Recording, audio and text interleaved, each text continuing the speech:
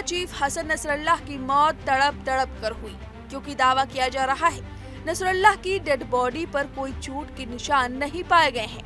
साथ ही जिस secret bunker में नसरल्लाह छिपा हुआ था उसमें धुआं भराया था और दम घुटने की वजह से नसरल्लाह की मौत हो गई। इजराइल ने लेबनान की राजधानी बैरूत में स्थित हिजबुल्लाह के मुख्यालय पर हवाई हमला किया था और इसी हवाई हमले से सीक्रेट बंकर में धुआं भराया था और इसी धुएं से तड़प तड़प कर नसरल्लाह की मौत हुई, ये बड़ा दावा किया गया। आपको बता दें कि नसरल्लाह की मौत का बदला अब ईरान ले रहा है। ईरान ने 180 बैलिस्टिक मिसाइल दाग दी, लेकिन सवाल ये है कि इजराइल अब तक चुप क्यों है? उसने कोई जवाब नहीं दिया। इस हमले को अब तक 72 घंटे बीत चुके हैं, लेकिन इजराइल की चुप्पी किसी बड़े तूफान की तैयारी में तो नहीं, क्योंकि दावा किया जा रहा है कि आज यानी 4 अक्टूबर को नसरल्लाह को सुपर्दे खाक किया जाएगा। पूरे दुनिया में नसरल्लाह के समर्थक हैं और आज उन्हें अंतिम विदाई देंगे। और इस वक्त ईरान के supreme leader Ali Khamenei Tehran में बोलने वाले हैं, अंतिम विदाई देने वाले हैं नसरल्लाह को। नसरल्लाह की मौत के बाद खमेनी को सीक्रेट जगह पर ले जाया गया था।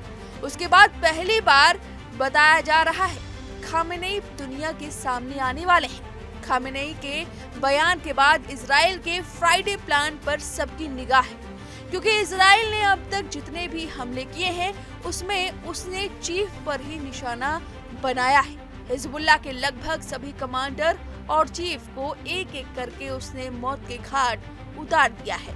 इजराइल की नजर अब ईरान के सुप्रीम लीडर खमेनी पर है और नसरल्लाह के अंतिम संस्कार पर क्या वो कोई प्लान बना रहा है, ये देखने वाली बात होगी कि इजराइल हमला करता है या नहीं। उधर लेबनान की राजधानी बैरूत में हिजबुल्लाह के जिस मुख्यालय को इजराइल ने एयर स्ट्राइक में जमीन दोष कर दिया, उसमें ही शनिवार को नसरल्लाह की जान गई थी। लेकिन सवाल ये उठ रहा है कि जिस जगह नसरल्लाह इजरायली स्ट्राइक में मारा गया वो हेडक्वार्टर मलबे में तब्दील हो चुका था, लेकिन अब तक नसरल्लाह का शव सार्वजनिक रूप से सामने क्यों नहीं आया? क्या नसरल्लाह के शव को लेकर कोई सस्पेंस है? नसरल्लाह का शव सामने नहीं आया तो शुक्रवार को दफनाया आखिर किसे जाएगा? क्या सिर्फ प्रतीकात्मक रूप से नसरल्लाह के शव का अंतिम संस्कार होगा? ये सभी सवाल इस बीच चर्चाओं में हैं। ईरान के सूत्र ने अल जजीरा के हवाले से बड़ी खबर इस बीच दी है। उसने बताया कि ईरान ने कतर के माध्यम से अमेरिका को संदेश भेजा है। दावा है कि अमेरिका को भेजे गए संदेश में ईरान ने कहा है कि अगर इजराइल ने कोई हमला किया तो अब की बार उसका जवाब अपरंपरागत होगा, यानी ऐसा होगा जैसा सोचा नहीं गया होगा, जिसमें इजराइल के बुनियादी ढांचे को निशाना बनाना शामिल हो सकता है। ईरान कह रहा है कि अब तक कोई एक तरफा आत्मसंयम नहीं रहेगा। ये बयान उकसाने वाला है या फिर ये बयान इजराइल के हमले से पहले डर है? इस पर दुनिया की निगाह है।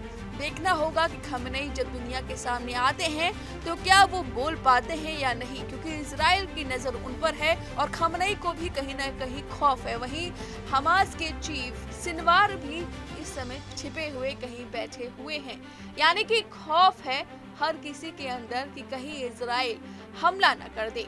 देखने वाली बात होगी कि क्या फ्राइडे प्लान बना रहा है इजराइल। फिलहाल इस खबर पर आपकी जो भी राय है हमें कमेंट करके जरूर बताएं। न्यूज नेशन अब व्हाट्सएप पर खबरों के ताजा अपडेट के लिए न्यूज नेशन के इस QR कोड को स्कैन करें।